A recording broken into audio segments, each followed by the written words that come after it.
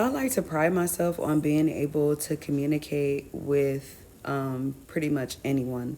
And that goes into explaining things, that goes into teaching. So I don't want to really limit my influence to just like hardcore scientific concepts that I just like decorate and make cute. I want to also bring like these weird real world experiences and how my background as a scientist actually benefits me. So, for instance, when I am at work, I'm learning about documentation, procedures, safety, and accuracy. Those are my fundamental job action list. That is the list that I work on at work. So I always got to make sure that things are being documented. I have to always make sure I'm following procedures. I got to always make sure that I'm safe, the patient's safe. Safety is at the forefront of my mind. And then I also have to make sure that what I'm doing is accurate. I have to make sure that these machines are maintenance. I have to document my maintenance of the machines. I have to make sure that these machines have went through that are they're operating correctly with like controls, like positive control, negative control. So things that are supposed to be positive and things that are supposed to be negative are coming out like positive and negative. Now, when it when it comes to operating in real world scenarios, I know that that documentation and that procedure and those accuracies systems are in place in other spaces. For instance, I was having an issue with my former property management, where they weren't trying to give me my deposit back.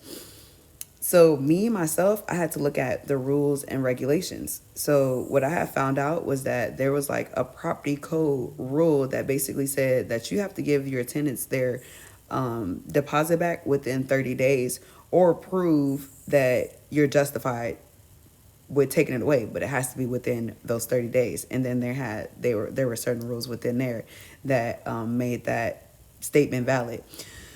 So basically, my property management, I believe that they took my deposit in bad faith. So what I had did was I had let them know, hey, can you tell me why, like, you're not giving my deposit back? Can you give me some documentation? So what they had did was gave me the documentation, such as, we're taking your deposit and this is how much we take it, and you owe us money.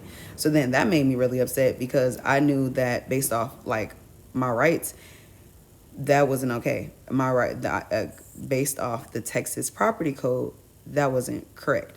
So I basically sent them my inventory checklist form, which is a part of their policy, to make sure that the condition that I moved in was the condition or worse or something as when I moved out. So when I had sent them that form, they're like, "Oh, hey, the owner doesn't care, even though you stated that it was a precondition that we're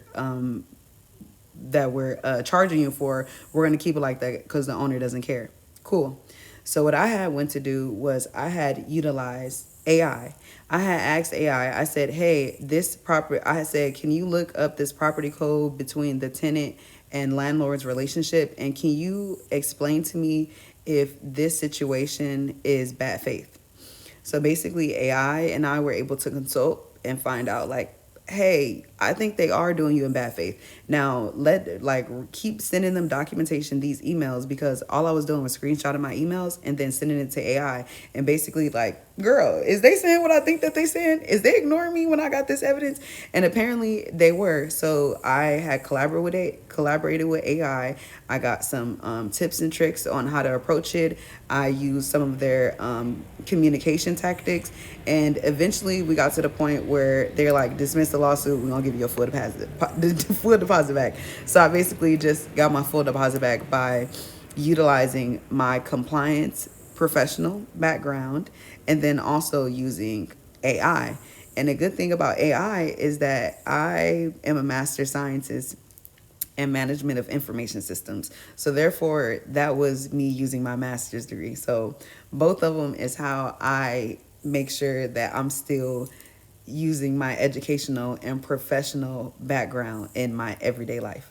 So if this is something that you're interested in, I can't give any legal advice, but I can explain to you how I specifically was able to get my full deposit back and drop my lawsuit with my former property management. Just let me know.